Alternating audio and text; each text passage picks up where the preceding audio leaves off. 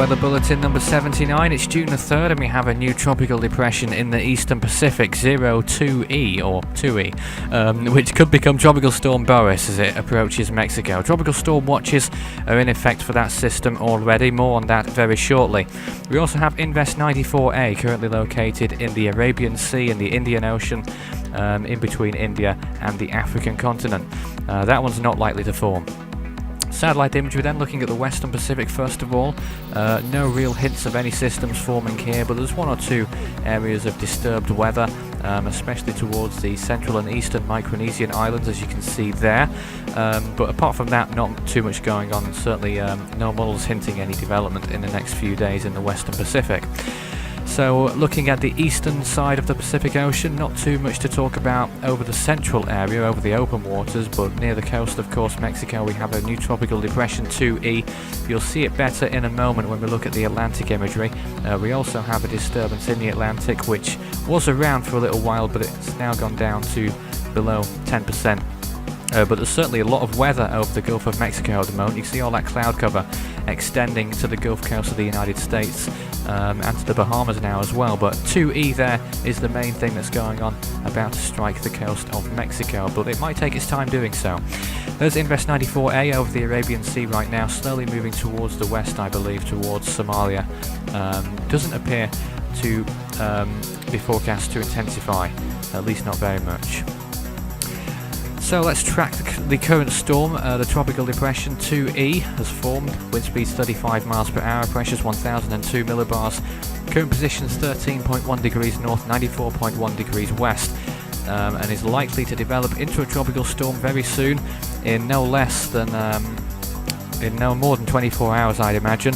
The storm's expected to move slowly towards the northwest and then curve towards the north. Could take a similar track to Hurricane Barbara of last year, but I don't think the intensity will quite match that, though having said that, Barbara was a little bit of a surprise as well. But as it stands, we're looking at a tropical storm landfall in Mexico. Even the actual landfall itself is not a given just yet. That's why we only have tropical storm watches in effect.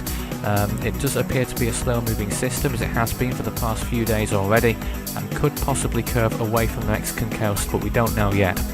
So tropical storm watch is in effect for Salina Cruz to the Mexico-Guatemala border, and we have rain advisories in other areas of Mexico as well. Those provinces right there, Chiapas and Tabasco, being the main areas under threat at the moment.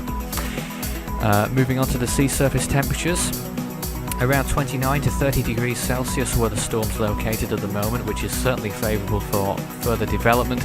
Out towards the rest of the Pacific, only a little swathe really of warm enough water to sustain tropical cyclone development out in the open waters, but along the coast of Mexico, certainly no problems even after Amanda.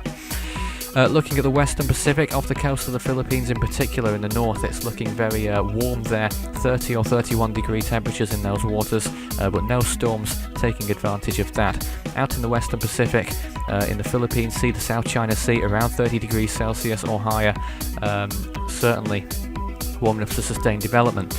The Atlantic is still lukewarm by comparison. The north part of the Gulf of Mexico, near Louisiana and Mississippi, is just a little bit too cold for development, generally speaking, just below 26 degrees. In the Caribbean and southern Gulf of Mexico, certainly warm enough waters here. So these are the shear tendency maps. You can see towards the centre there, between India and the African continent, low shear amounts. There are a little pocket of area there that's rising slightly, around that 5 there, but at the moment low shear amounts, meaning possibility of development is always there for Invest 94A, but not too much of it around there.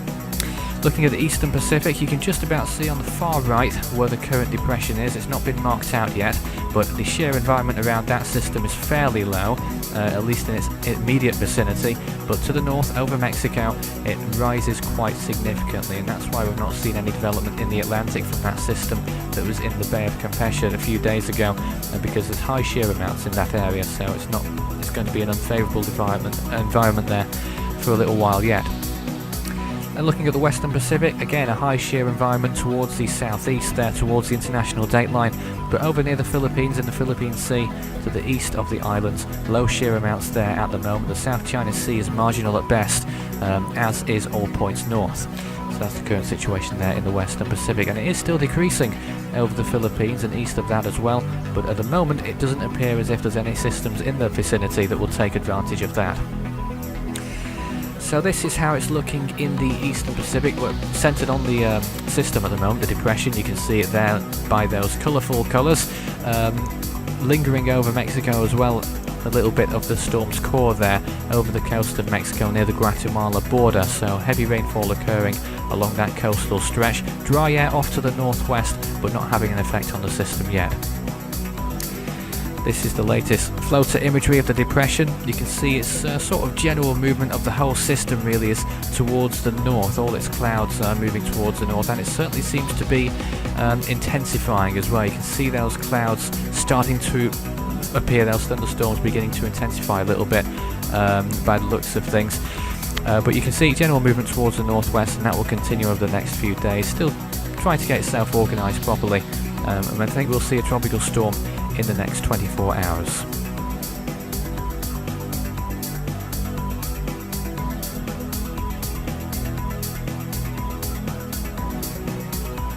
So let's go on to our latest computer models for the system.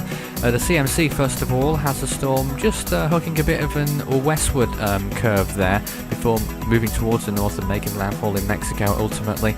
And what's interesting to note is that there's another storm that forms not too far from Costa Rica in the Pacific and could make landfall in Guatemala or El Salvador, which will be almost unprecedented, I think.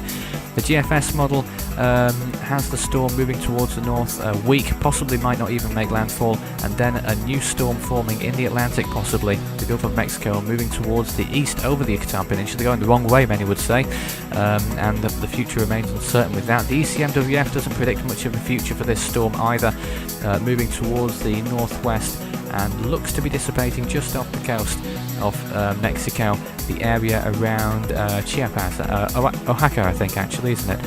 And an AbGem model takes it away from Mexico completely, at least towards the northwest, where it may, the remnants of it may strike the same area that Amanda did in terms of rainfall. Nothing in the Atlantic according to that. The GFDL model has the storm making landfall around that bend area where the tropical storm watches are in effect, and possibly regenerating in the Atlantic as well, the same system as a tropical storm in the Gulf of Mexico. The HWRF doesn't have quite the same scenario, but it does still have a system forming in the Atlantic, but it takes Tropical Depression 2E away from land, very weak, out to sea in the Eastern Pacific.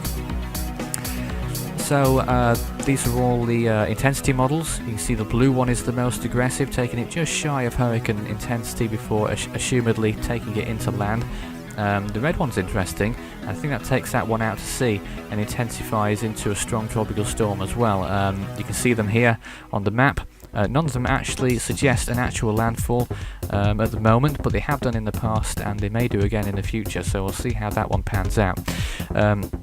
This is what they suggest for wind shear, fairly low along the whole course of the next 5 days. The GFDL suggests that it might rise to around 20 knots, which is a moderate amount for a storm. And the sea surface temperatures remain very high, 29 to 30 degrees Celsius, not going to be an issue for tropical cyclone development in the slightest. And the relative humidity remains high too, 80% or higher again, a very favourable attribute for the current situation of this tropical depression, which is expected to be a tropical storm in the next 24 hours. So what happened on this day, June the 3rd? In 1968, Hurricane Abby peaked as a Category 1 storm in the Caribbean. In 1975, Agatha intensified into a hurricane in the Eastern Pacific, and Tropical Storm Annette formed in the Eastern Pacific the next year. And in 1982, Alberto became a hurricane in the Atlantic. Moving on to more recent events. In 1995, Tropical Storm Allison formed in the Atlantic. In 2005, Typhoon Nesat peaked as a Category 4 storm out in the Western Pacific. But it was beaten by Gonu, who peaked as a Category 5 storm in the Indian Ocean in 2007. You don't get many of those in the Arabian Sea, but Gonu was one of them. And there it is pictured at the bottom of the screen there. That's what happened on June the 3rd. You can track any storm that forms, including this current one and any others that are around there, 94A included in the Indian Ocean, at the website force13.com/stormtracking.html is the main page for storm tracking information, and there you can go further in depth to each different basin and all the warning pages and other different pages that are on the website now as well, which will help you observe the current situation out there.